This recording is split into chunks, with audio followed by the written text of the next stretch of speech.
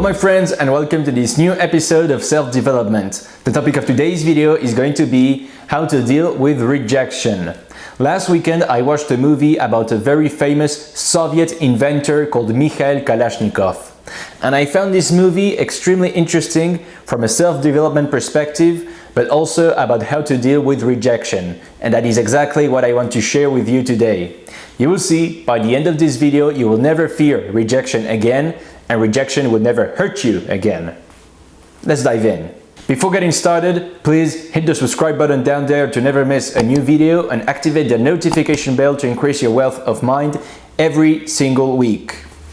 Now you might wonder, what is the connection between learning how to deal with rejection and that man you probably never heard about, Mikhail Kalashnikov?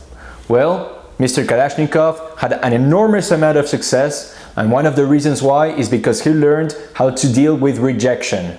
But before talking about rejection, who was Mikhail Kalashnikov? Mikhail Kalashnikov is the inventor of the very famous rifle, the AK-47. And even if you're not familiar with that weapon, you certainly saw it without being aware of it hundreds and hundreds of times in movies, video games, and in the news.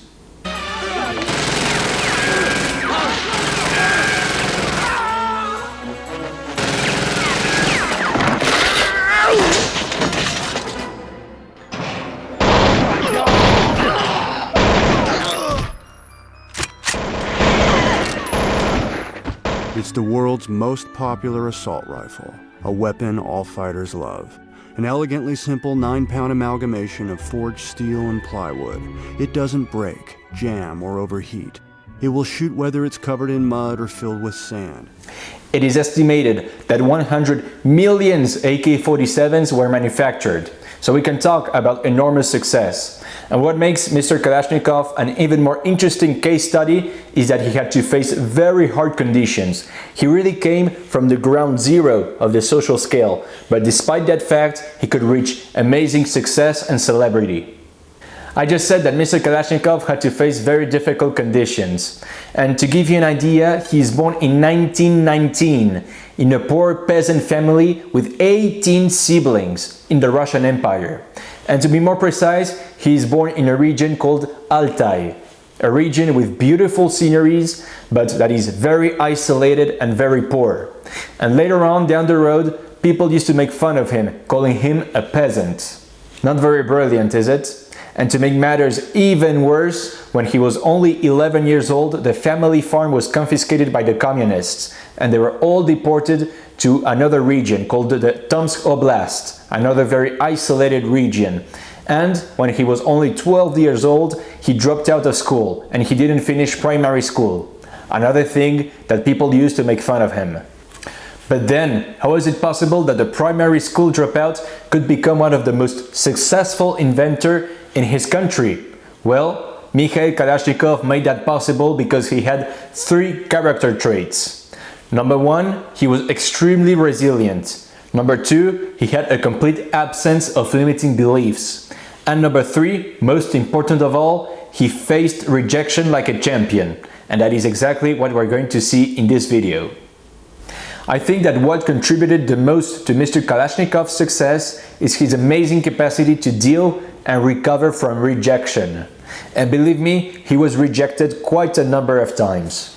During the Second World War in 1938, Mikhail Kalashnikov was sent to the battlefield as a tank mechanic. And in 1941 he was severely wounded.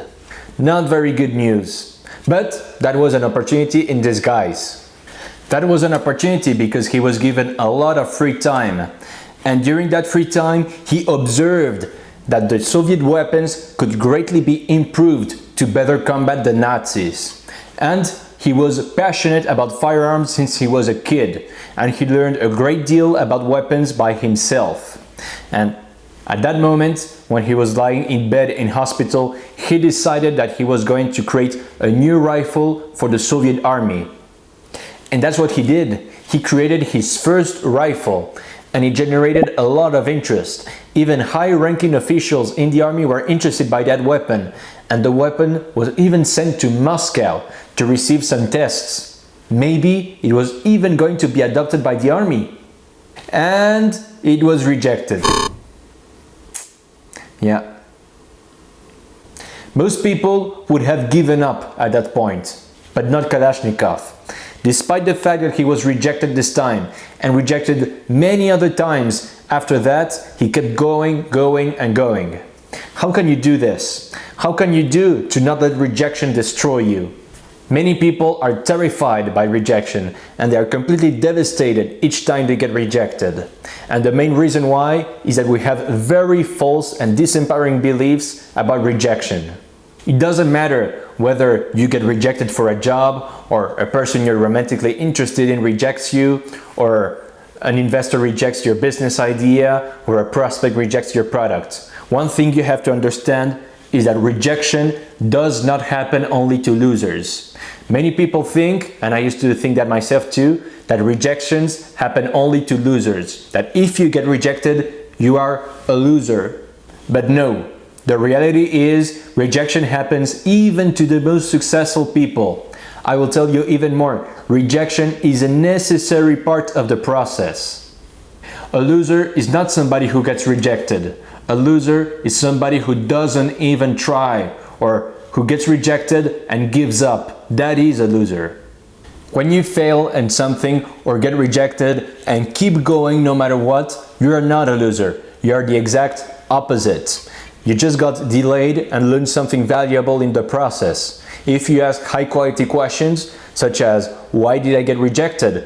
Why did I learn? What can I do better next time around? Well, you will get closer and closer to your objective. When you embrace rejection as a teacher, you will not fear it anymore. And every time it happens to you, you won't feel devastated. Because the reality is, if you want to do something meaningful, you are going to get rejected time and time again. Most employers are not going to be interested. Most people you are romantically interested in, they won't be interested in return. And most people, most prospects are not going to be interested by your product. That is the reality. And when you accept it and embrace failure and rejection as a teacher, it makes everything much better. Let me read to you a quote of Tony Robbins about exactly that. He says, "There are no real successes without rejection. The more rejection you get, the better you are, the more you've learned, the closer you are to your outcome. If you can handle rejection, you will learn to get everything you want."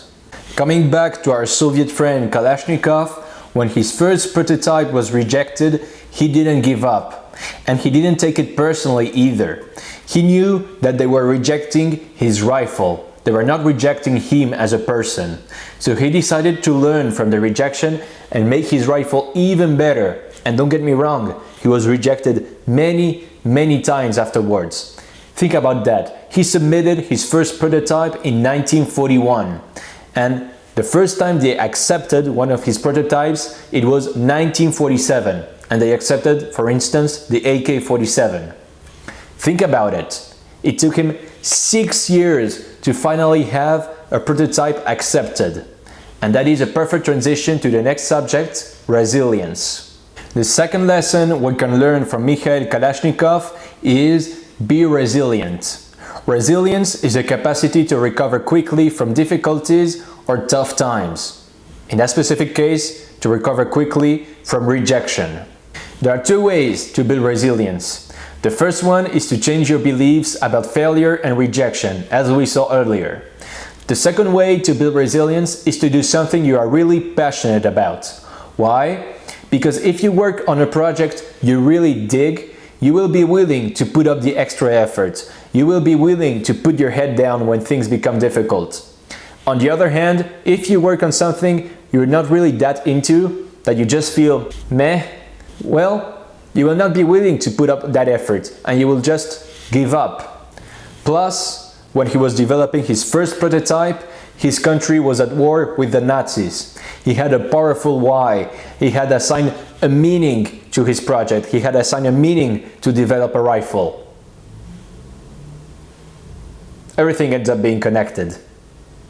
All of this to say, if you really want to be successful, you should do what you're passionate about. If you do what you're passionate about and then deal with rejection and are resilient, everything that is success money, fame, etc. will come as a byproduct. Do you really think, for example, that Kalashnikov started his prototype for success or fame? No. Do you think that Elvis Presley, for example, started doing music for success, money and fame? No. Do you think that Steve Jobs started Apple computers for success, money and fame? No. Psst. By the way, Steve Jobs will be the subject of a video very soon. And that is exactly the problem. Most people do the exact opposite. They get started on a project for the potential money, for the potential reward, potential success, etc. And even though deep down they do not care at all about that project, how can they be successful in that project if they don't care about it? You got it, it is almost impossible. That's it for this video about Mikhail Kalashnikov. As always, I hope you enjoyed this video and learned something from it. If there is a topic you want me to cover in a future video, please shoot me an email to the address that is in the description below, and I will see you very soon for a next video. In the meantime, take care, comrade.